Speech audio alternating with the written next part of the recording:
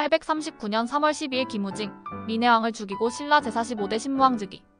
839년 3월 12일 음력 윤달 1월 19일 신라의 왕족 김우징이 군사를 일으켜 민해왕을 죽이고 신라 제45대 왕인 신무왕으로 즉위하였습니다. 신무왕은 즉위 과정에서 당시 동아시아 최고의 해상 세력인 장보고와 손을 잡았으며 이에 대한 대가로 장보고의 딸을 며느리로 맞이하겠다는 약속을 하였습니다. 그러나 신무왕은 즉위한 지 불과 6개월 만에 급사하였고 그의 아들 문성왕은 장보고와의 혼인 약속을 어깁니다. 이에 격분한 장보고는 반란을 준비하지만 신라 조정의 계략에 의해 결국 암살당하고 맙니다. 이 사건은 신라 왕권과 군벌 세력 간의 권력투쟁, 동아시아 해상 세력 장보고의 몰락, 신라 후기의 정치적 혼란을 보여주는 중요한 역사적 전환점이었습니다. 1. 신무왕 김우징의 등장과 민해왕의 폭정. 1. 신라왕이 계승싸움과 민해왕의 폭정. 838년 신라 제44대 왕 희강왕이 왕위에 오르지만 재위 2년 만에 민해왕 김명에게 살해당함.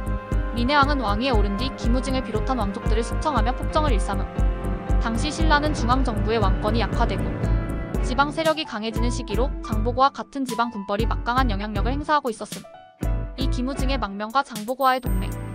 김우징은 민해왕의 숙청을 피해 도망쳤으며 청해진에서 장보고를 만나 군사적 지원을 요청함. 장보고는 당시 서해와 동중국해를 장악한 해상왕국의 지도자였으며 해군을 보유한 강력한 세력이었음. 김우징은 장보고에게 당신이 나를 왕으로 만들어주면 당신의 딸을 내 며느리로 드리겠다는 혼인 동맹을 제안함. 장보고는 이를 받아들이고 청해진의 해군과 신라 내지지 세력을 동원하여 군사 원정을 준비함. 839년 3월 12일 신무왕의 즉위. 1. 김우징의 반란과 민해왕의 최후. 839년 장보고의 해군과 김우징의 군대가 연합하여 신라 왕경경주로 진격함. 민해왕은 도망치려 했으나 김우징의 군대에 의해 살해됨. 839년 3월 12일 김우징이 신라 제45대 왕 신무왕으로 즉위함. 2. 장보고의 영향력 강화. 신무왕은 즉위 후 장보고에게 벼슬을 내리고 그의 세력을 인정하는 조치를 취함. 장보고는 신라의 해상 방위를 책임지는 대장군 대해군 장군의 지위에 오름. 신라 왕실은 장보고와의 동맹을 통해 중앙정부의 통제력을 강화하려 했으나 내부의 반발이 계속됨. 3. 신무왕의 급사와 문성왕의 매신. 839년 846년 1. 신무왕 즉위 6개월 만에 사망. 신무왕은 왕위에 오른 후 839년 9월 즉위한 지 불과 6개월 만에 급사함. 신라 조정 내부에서는 독살설이 제기될 정도로 그의 죽음은 석연치 않았음. 왕위는 그의 아들 문성왕이 계승함. 이 문성왕의 배신 장보고와의 혼인 약속 파기. 신무왕이 약속했던 장보고의 딸을 왕실의 며느리로 맞이한다는 혼약이 지켜지지 않음. 문성왕과 신라 조정은 장보고의 세력이 너무 강해지는 것을 우려하여 혼인을 취소함. 이는 장보고를 철저히 배신하는 행위였으며 장보고는 크게 분노함. 4. 장보고의 반란과 암살. 846년 1. 장보고의 반란 준비. 문성왕의 배신에 격분한 장보고는 반란을 준비하며 신라 왕실과 대립하기 시작함. 그는 자신의 해군과 무역 네트워크를 동원하여 신라 정부를 위협하며 결국 신라 조정과 갈등이 심화됨. 이 신라 조정의 계략 장보고 암살. 문성왕과 신라 조정은 장보고를 직접 제거하기 어려워 내부 첩자를 이용한 암살을 계획함. 846년 신라의 장수염장이 장보고를 암살함. 장보고의 죽음으로 인해 청해진 세력은 해체되고 신라는 다시 중앙정부 중심으로 돌아감. 신무왕 장보고 그리고 신라 왕실의 몰락. 1. 신무왕과 장보고의 동맹이 실패한 이유.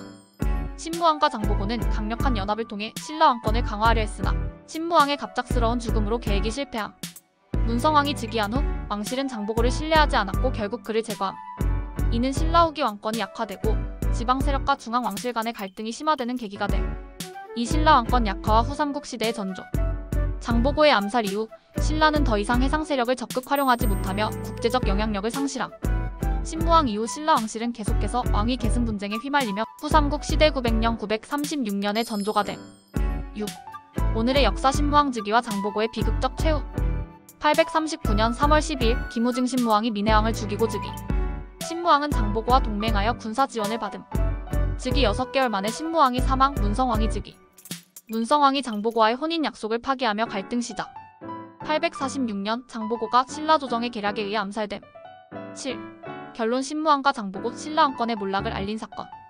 839년 3월 12일 김우징 신무왕의 즉위는 신라 후기 왕위 계승 다툼의 대표적인 사례였습니다. 신무왕은 장보고와 손을 잡고 왕권을 강화하려 했으나 갑작스러운 죽음과 문성왕의 배신으로 인해 계획이 무산되었고 결국 장보고는 신라 조정의 계략에 의해 반란을 준비하다가 암살되었습니다.